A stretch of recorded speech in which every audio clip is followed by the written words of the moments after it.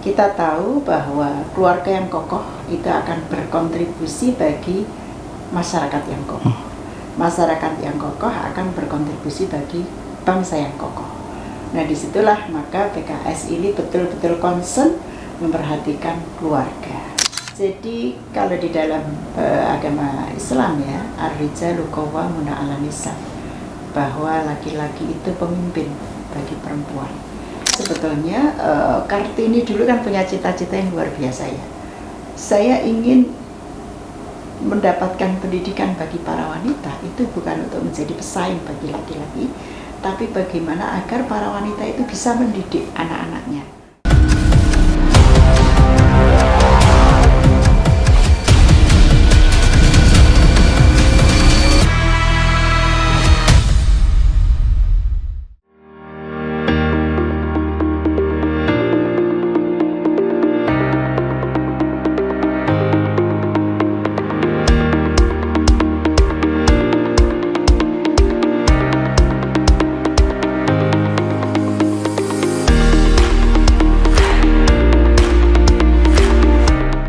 Assalamualaikum warahmatullahi wabarakatuh. Selamat siang, salam sejahtera untuk kita semua pemirsa Jateng Post TV. Berjumpa lagi dengan saya Bijan Saidan dari channel YouTube Jateng Post TV, channel YouTube miliknya Koran Jateng Post di Semarang.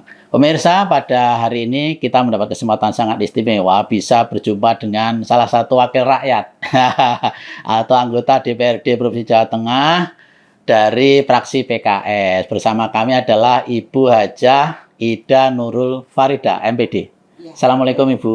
Waalaikumsalam. Sehat Ibu nggih? Sehat. Alhamdulillah teman-teman, mewakili Anda semua sebagai rakyat biasa. Hari ini kita bisa ketemu dengan wakil kita di DPRD Provinsi Jawa Tengah. Beliau adalah Ibu Ida. Ini adalah anggota DPRD dari fraksi PKS. Tepatnya beliau di sini adalah sebagai wakil sekretaris fraksi nggih Ibu nggih. Kemudian yang istimewa wakil ketua, wakil ketua fraksi. Yang istimewa dari Ibu Ida ini, beliau baru saja mendapat amanah yang besar, yaitu sebagai duta RKI, yaitu Rumah Keluarga Indonesia dari Partai PKS nggih Ibu nggih. Di Jawa Tengah nggih Ibu nggih. Jadi ini istimewa teman-teman. Jadi kita perlu ngangsu kaweruh atau belajar sama beliau tentang istilah RKI ini. Jadi PKS itu punya Rumah Keluarga Indonesia. Di Jawa Tengah ketuanya adalah Ibu Ida. Ibu, pertama ucapan selamat. Yang kedua, kita sebagai masyarakat biasa pengen tahu banyak. Di amanah sebagai duta RKI ini kira-kira tugasnya apa, kemudian programnya apa Ibu, monggo. Ya, baik. Maturun sangat Pak Jen sudah mengundang kami dalam acara podcast ini. Saya perkenalkan kembali, saya Ida Nurul Farida, anggota DPRD Provinsi Jawa Tengah, Komisi E dari fraksi PKS. Nah, baru saja 2 pekan yang lalu kami mendapatkan amanah tambahan dari partai, yakni sebagai duta RKI Jawa Tengah. RKI itu Rumah Keluarga Indonesia. Jadi sesuai dengan namanya Rumah Keluarga Indonesia. Dari SK yang diberikan kepada kami ada beberapa tugas yang diharapkan bisa kami emban, yakni yang pertama bagaimana kita bisa menyampaikan, mengangkat isu-isu strategis tentang perempuan, kemudian juga tentang keluarga. Dan bagaimana diharapkan kami juga bisa menjadi pembicara terkait dengan keluarga di berbagai kegiatan Rumah Keluarga Indonesia yang ada di Jawa Tengah. Kemudian selain itu kami juga diminta, karena kami juga sebagai pejabat publik, sehingga harapannya partai menunjuk kami ini untuk mempermudah komunikasi, membangun jejaring antara partai dengan program-programnya.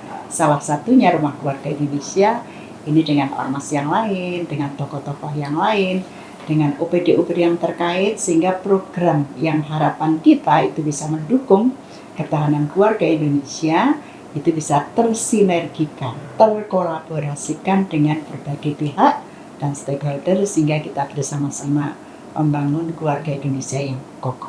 Luar biasa. Jadi amanahnya luar biasa teman-teman. Jadi Ibu Ida sebagai wakil rakyat sekaligus sebagai duta RKI, Rumah Keluarga Indonesia. Jadi ngurusi keluarga ya Bu ya.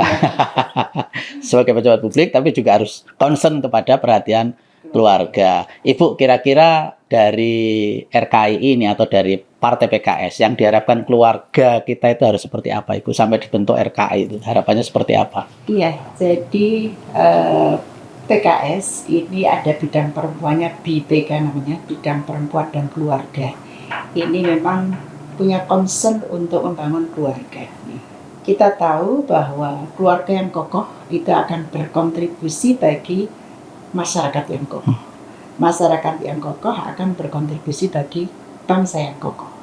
Nah, disitulah maka PKS ini betul-betul concern memperhatikan keluarga. Sehingga bagaimana RKI ini punya program-program yang luar biasa. Tentu kita pengen bahwa seluruh keluarga-keluarga yang ada di Indonesia, terutama di kader-kader PKS itu, keluarga yang memahami peran dan fungsinya sebagai keluarga.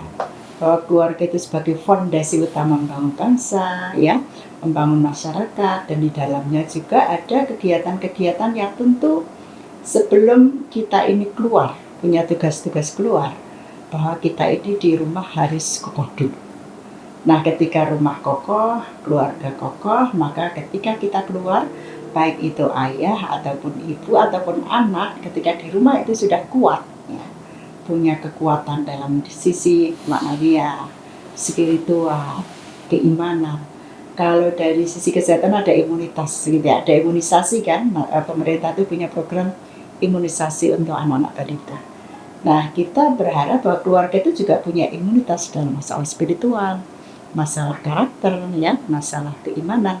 Sehingga ketika keluar itu secara fisik sudah diimunisasi, sehat, tidak mudah kena penyakit, secara mental, spiritual juga kokoh, tidak mudah kena virus-virus dari luar karena sudah punya kekuatan imunitas di dalam, baik itu fisik maupun spiritualnya. Begitu.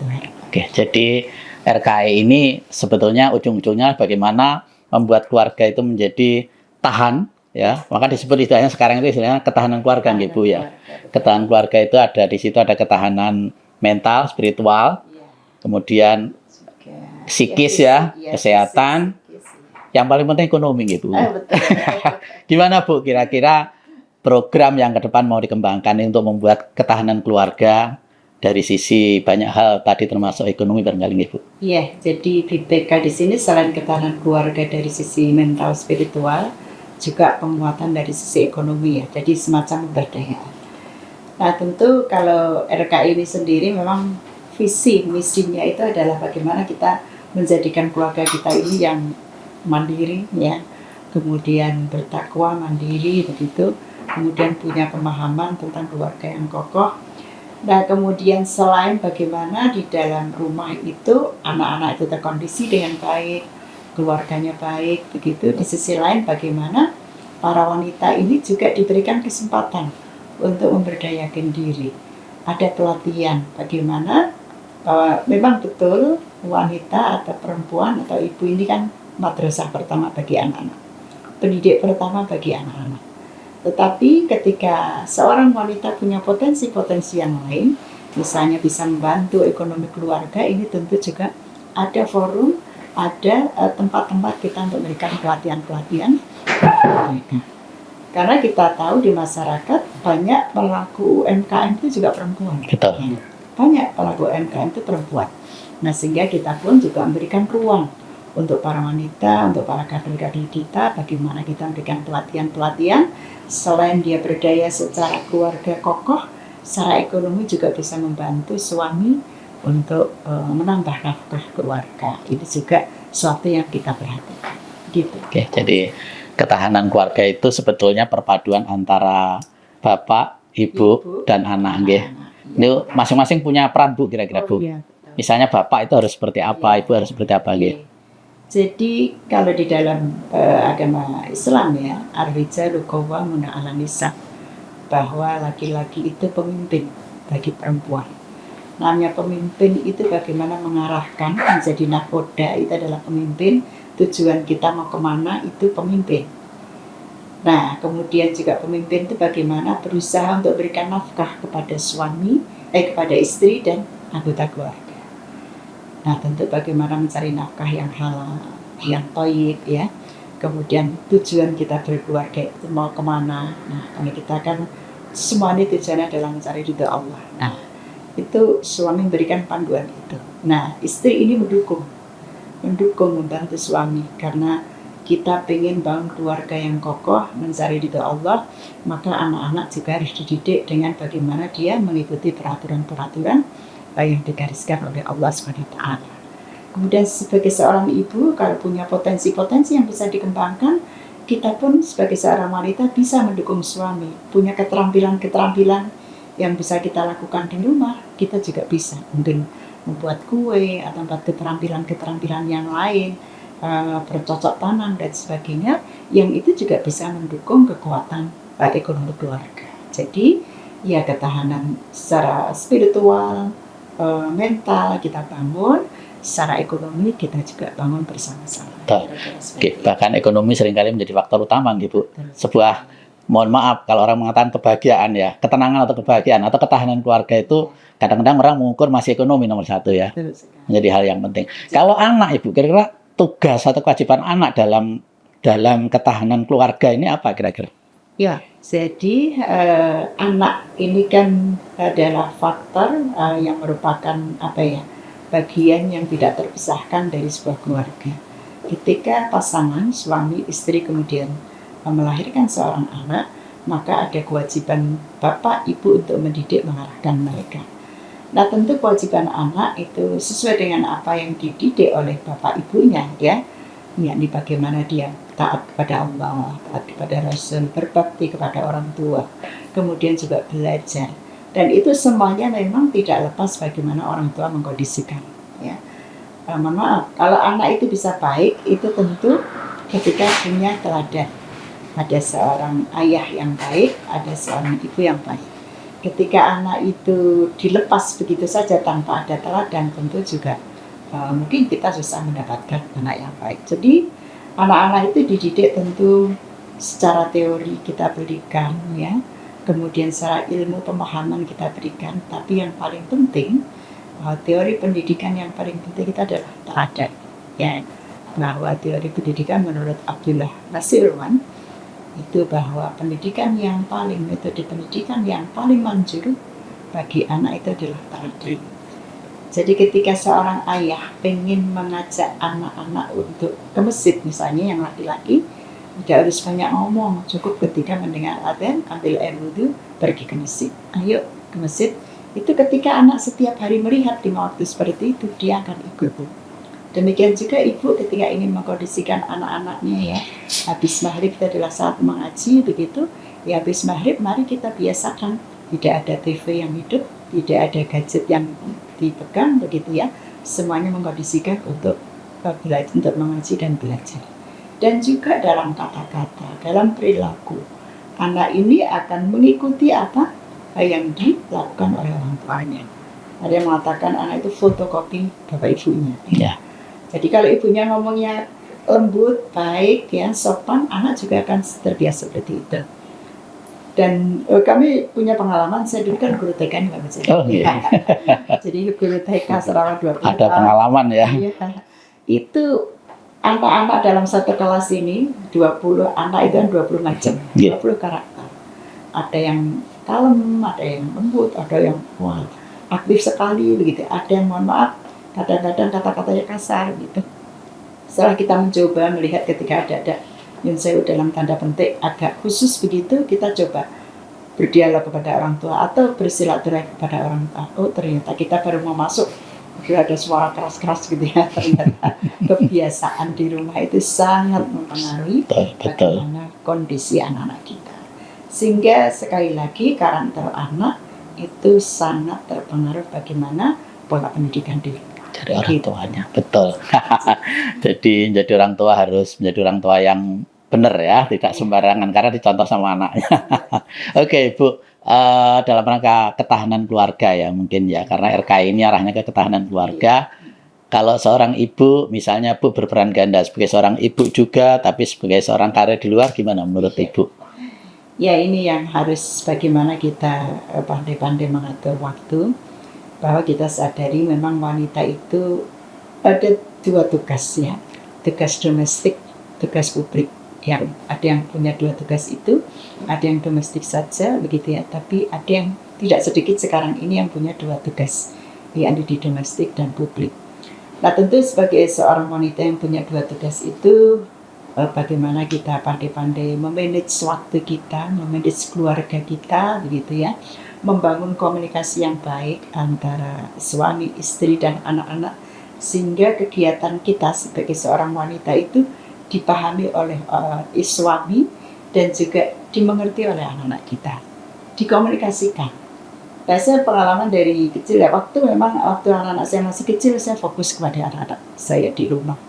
Begitu anak-anak sudah mulai sekolah, di rumah sudah tidak ada anak di rumah, maka saya baru mulai keluar, kemudian mulai ikut mengajar di TK, mendirikan TPA, kemudian kegiatan-kegiatan keluar, ngisi majelis taklim, ada PKK. Itu ketika anak-anak sudah mulai bisa dikondisikan. Tapi ketika anak-anak masih bayi, jadi saya fokus dengan anak-anak. Dan ketika anak-anak sudah mulai diajak dialog, itu kita ada dialog. Kenapa Umi harus keluar dan sebagainya.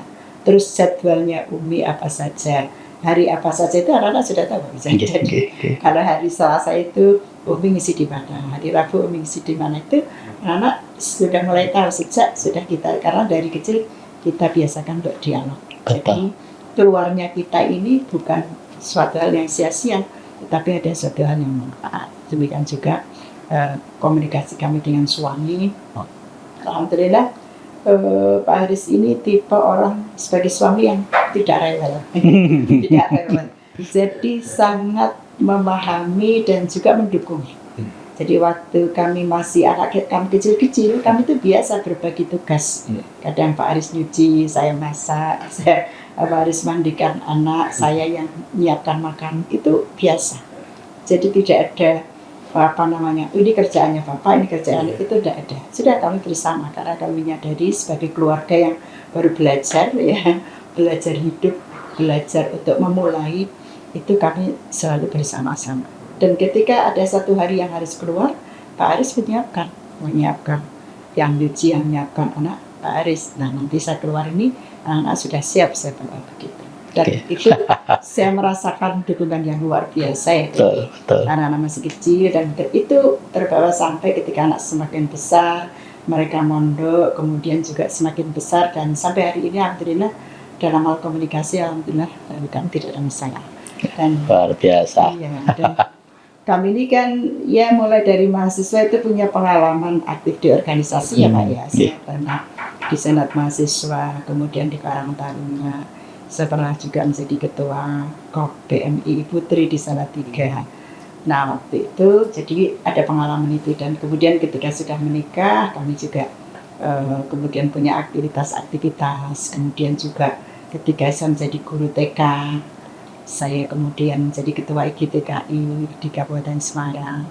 Kemudian sambil berjalan saya jadi ketua Salima di Jawa Tengah.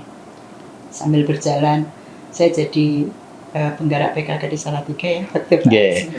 Waktu Pak Haris jadi wali kota, 2 periode Ibu. Periode itu 10 tahun saya menjadi ibunya orang Salatiga. Dan alhamdulillah itu membangun kedekatan, apalagi Salatiga kan hanya 4 kecamatan. Betul. Hanya 4 kecamatan, kita muteri sebentar udah selesai. Ya, kayak RT ya Bu. Dan sehingga ya itu juga yang ternyata mensupport suara saya. Iya betul. Ya sudah kenal, orang sudah kenal saya, artinya saya selain di PKK juga misi pengajian, juga di organisasi itu alhamdulillah itu kita jalani, dan Pak Haris mendukung penuh apa yang saya lakukan, sehingga alhamdulillah relatif semua kegiatan saya itu dimudahkan oleh Allah. Alhamdulillah. Amin. Jadi teman-teman, kenapa beliau ditunjuk sebagai duta RKI Rumah Keluarga Indonesia? Karena keluarga beliau ini sebenarnya bisa menjadi contoh prototip keluarga yang suami istri berkarir Bu ya. Jadi teman-teman, suami Bu Ida ini adalah Ustadz Muhammad Haris. Beliau saat ini adalah anggota DPR RI, mantan wali kota Salatiga 2 periode. mau maju nggak jadi nggih Bu. Wakil wali kota Salatiga 2 periode. Kemudian Ibu Ida sendiri sekarang anggota DPRD Provinsi Jateng. Jadi betapa sibuknya itu Bu. Jadi itu kalau keluarganya nggak tahan kira-kira ya nggak bisa ya Bu ya. Kemudian putra putri dan segala macam. Jadi insya Allah itu karena sama-sama sudah terbiasa mengurusi urusan publik sehingga meskipun keduanya sibuk punya karir di ruang publik, ya insya Allah lancar dan ditunjuk menjadi duta, menjadi contoh Ibu keluarga Ibu. Insya Allah ngoten nggih. Nggih Ibu, mungkin di luar itu kami juga ingin berguru juga kepada Ibu Ida tentang peran wanita ya. Karena kan Ibu wakil rakyat dari seorang wanita perempuan. Jadi sebetulnya kenapa sih sebetulnya wanita itu sekarang mesti harus terjun ke politik juga Ibu gitu? Ya, kalau kita melihat rasio saja ya, jumlah perbandingan antara laki-laki dan perempuan itu kan hampir 50% ya Pak. 50, sekian persen plus 49, sekian persen. Artinya paruh-paruh. Nah, kalau jumlah rasionya sedemikian ini ya hampir setara begitu, maka sudah semestinya kita dari perempuan itu ada keterwakilan di politik. Karena banyak kebijakan-kebijakan juga yang itu tentu berdampak langsung kepada perempuan untuk peningkatan kualitas perempuan ya, baik dari sisi pendidikan, dari kesehatan, ekonomi dan sebagainya. Ini tentu membutuhkan kebijakan-kebijakan yang ya tentu inklusif ya, tidak hanya kita berpikir tentang kalau laki-laki saja yang mengambil kebijakan mungkin kurang perhatikan sisi-sisi yang berkaitan dengan perempuan. Tapi ketika ada perempuan yang terlibat, tentu akan lebih bermanfaat dan lebih tepat sasaran mungkinnya.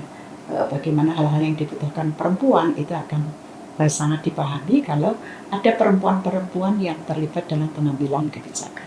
Kira-kira seperti itu. Sehingga kenapa perempuan sekarang harus terjun ke dunia politik juga Bu, tidak seperti perempuan zaman dulu, perempuan yang hanya di kasur, sumur, dapur ya.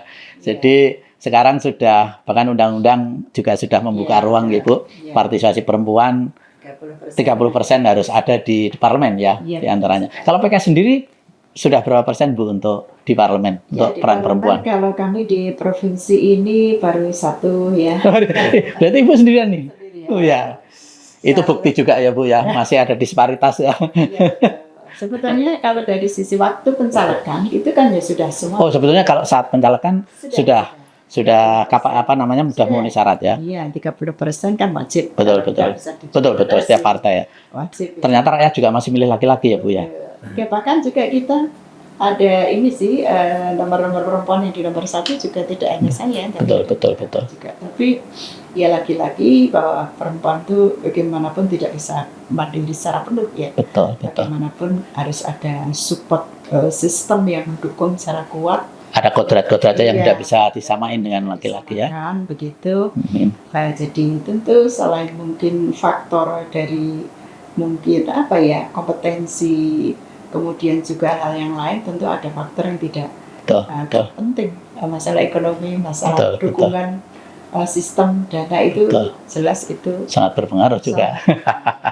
Jika kita perempuan tidak mendapatkan support yang penuh dari suami dan keluarga itu juga berat. Meskipun namanya nomor 1 loh Pak. Betul, makanya tidak ada support penuh. Belum tentu juga ya. Ya. Itu selain support yang luar biasa dari suami, dari keluarga ya. Anak-anak juga mungkin kehadiran kita di masyarakat itu juga tentu. Betul. Ya. Nah, itulah mungkin bagaimana kita para wanita ini memang tentu terjun di bidang politik, juga di bidang-bidang yang lain, yang itu memang membutuhkan peran-peran perempuan itu saya kira tetap penting.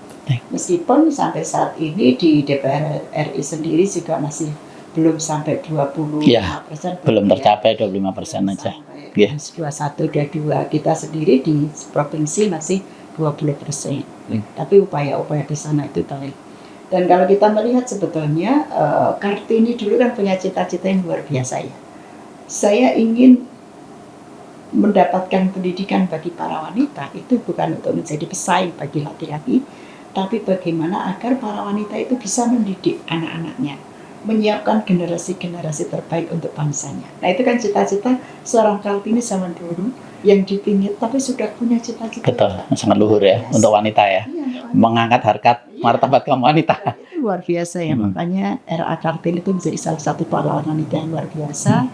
Senantiasa kita peringati, kita ingat jasa-jasa beliau, dan saat ini kesempatan untuk wanita untuk sekolah, untuk terjun di berbagai bidang ini sangat-sangat terbuka. Tetapi lagi-lagi tentu bagi seorang wanita yang ingin terjun di luar memang harus kokoh. Dulu tadi kembali kepada keluarga. Ketahanan keluarga ya. Keluarga yang kokoh ya. Ada support system yang baik di keluarga sehingga ketika kita keluar itu aman. Aman. Ya. Aman. Jadi jangan sampai kita keluar tapi membawa mudarat bagi keluarga dan bagi lingkungan. Ini tentu yang tidak kita inginkan. Betul. Jadi ya bagaimanapun seorang perempuan mau berkarir di luar tetap tidak bisa meninggalkan kodratnya sebagai perempuan, sebagai pendidik anak gitu, sebagai madrasah keluarga. Iya betul. Jangan ditinggalkan juga gitu. Iya betul. Jadi harus menjaga keseimbangan. Betul. Jadi tugas di rumah. Jadi kalau kita keluar, saya sering ngisi pengajian ibu-ibu itu, ibu-ibu kalau mau keluar pengajian di rumah siapkan dulu masakan untuk suami atau anak-anak. Sehingga keluar ini di rumah tidak kapiran. Betul. Sudah selesai tugasnya ya. Tugasnya. Bagaimana kita keluar juga harus dengan ridho suami. Harus izin suami. Jangan sampai kita keluar sibuk aktif di mana-mana tetapi ternyata di rumah tidak gobeng. Suami tidak terperhatikan, anak-anak tidak terperhatikan. Ini yang tidak boleh. Malah menghasilkan mudarat gitu. Iya. Makanya tugas domestik dan publik ini harus diseimbangkan.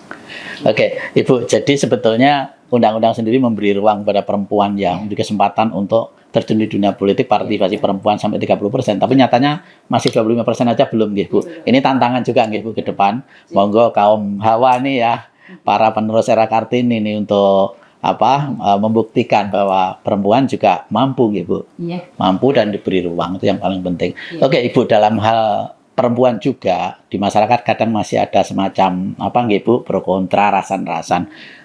Pemimpin perempuan tuh gimana ya, kan kodratnya pemimpin itu laki-laki. Kalau menurut Ibu sebetulnya harusnya bagaimana memahami itu, Bu? Ya, kalau kita merujuk, mohon maaf saya merujuk kepada ayat Al-Quran, man amila salihan min dzakarin aw unsa wa huwa mu'minun falanuhyiyannahu hayatan thayyibah. Barang siapa yang beramal saleh, baik laki-laki maupun perempuan, ya, dan dia beriman, maka baginya adalah mendapatkan pahala kehidupan yang baik begitu, dan mendapatkan pahala sesuai apa yang mereka lakukan. Nah, artinya dalam Islam sendiri itu memberikan ruang laki-laki maupun perempuan untuk beramal saleh. Nah, maka dari situlah kita melihat juga bagaimana sejarah sejak zaman Rasulullah ya, banyak juga para wanita yang mereka terjun di bidang pendidikan, kesehatan, bahkan dalam perang pun mereka ada yang tajam. Nah, tentu dalam konteks kekinian dan sekarang ini bahwa kita tidak menafikan bahwa perempuan pun ada yang punya peluang-peluang untuk menjadi pemimpin-pemimpin di masyarakat ya. Dan selama satu punya kualitas, punya kompetensi profesional ya, dan punya landasan yang kuat yakni keimanan yang baik, maka menurut kami itu tidak masalah. Ada support system yang baik ya. Jadi maka sekarang kan kita lihat ya, ada gubernur perempuan. Ya, bupati wali kota sudah banyak Bu. Kota Semarang aja perempuan ya. Kemarin laki-laki perempuan, yang laku perempuan malah yang jadi ya, laki-laki nggak jadi. Ya itu tentu selain kualitas ya, bahwa kondisi seorang perempuan itu sendiri memang harus punya kualitas, punya kompetensi, punya landasan yang kuat, maka ada support system yang bagus, keluarga yang kuat. Nah, ketika di support sistemnya bagus, maka ketika seorang perempuan itu menjalankan amanahnya, misalnya dia akan menjalankan amanahnya dengan baik. Betul. Karena punya kemampuan, punya pemahaman, ya, punya pengalaman, begitu ya. Nah, oleh karena itu tentu menurut kami pemimpin perempuan ini selama dia profesional di bidangnya, ya, sesuai yang dibutuhkan, maka tentu kami untuk mendukung dan kami sangat setuju dengan adanya kepemimpinan perempuan. Perempuan. Yang penting syarat dan ketentuan tadi berlaku iya, gitu. Teriak-teriak perempuan harus memimpin, ini udah kesempatan udah terbuka, tinggal mengisinya. Dan bagaimana para perempuan terus-menerus untuk meningkatkan diri. Betul. Jadi tidak hanya sekedar maju saja, tetapi bagaimana kita juga menyiapkan diri. Kalau jadi pemimpin itu apa yang harus disiapkan dan sebagainya. Jadi tidak waton maju ya Mas. Betul. Tapi harus menyiapkan diri, menyiapkan keluarga, support system semuanya sehingga bisa maju dan bismillah. Insya Allah siap bersaing dengan laki-laki. Siap. Okay. Ibu yang terakhir insya Allah tentang, karena Ibu dari PKS ya, Partai Keadilan Sejahtera, Ibu kalau dulu sekali kita mengenal PKS itu Partai Bersih dan Peduli gitu ya, sehingga kelahirannya itu didambakan sekali oleh rakyat. Kemudian menjadi partai dakwah ya Bu ya. Jadi terjun politik dengan partai politik ini juga tidak lupa tetap harus berdakwah. Jadi ini sebetulnya dalam perkembangan kekiniannya sejauh mana itu Bu PKS Bu? Ya, jadi PKS ini adalah partai dakwah, itu betul. Baik dari dulu, sekarang, dan yang akan datang seterusnya. Bahwa kami itu punya misi, visi adalah bagaimana menjadikan Islam sebagai rahmatan lil alamin ya. Jadi kita ini berpartai, landasannya adalah juga selain kita sebagai bangsa, yang bagaimana harus punya kontribusi maksimal bagi bangsa, dan kalau di Indonesia ini untuk berkontribusi maksimal ya adalah partai politik. Tapi landasan kita mendirikan partai ini kan adalah bagian dari mencari ridha Allah, ibadah kita kepada Allah. Sarana dakwah itu kan banyak. Ada yang lewat masjid, ada yang lewat komunitas, ada yang lewat apapun, dan ada yang lewat partai politik. Nah maka bagaimana kami sebagai kader-kader PKS yang ditugasi untuk membangun partai, kemudian juga menjadi menjadi anggota-anggota legislatif dari PKS ini, juga bagaimana kita harus membawa diri bahwa kita ini representasi dari partai kita yang partai dakwah, yang kita terus berusaha untuk membangun bersih peduli ini Bang, harus kita perhatikan. Meskipun ada 1-2 kesandung, itu namanya manusia. Kita ini bukan jamaah malaikat tapi jamaah manusia. Sekian ribu, kalau ada yang satu salah itu mesti wajar. Manusia lagi-lagi ya, tempatnya khilaf dan salah ya. Salah dan lupa. Tapi partai kami, para pimpinan kami tentu terus-menerus bagaimana kita sebagai pejabat publik ini untuk terus bagaimana membawa visi dan misi partai dengan baik. Bahwa kita ini dimanapun adalah tugas kita adalah berdakwah. Maka ketika kita ada program-program pemerintah yang baik, kita dukung sepenuhnya. Tapi kalau ada yang perlu dikritisi ya dikritisi. Tapi ketika kritis pun juga tidak waton beda gitu kan. Tapi bagaimana kritis yang kontributif. Jadi mengkritisi untuk memberikan solusi, tidak hanya asal beda dan sebagainya, tapi kita tetap ingin berkontribusi.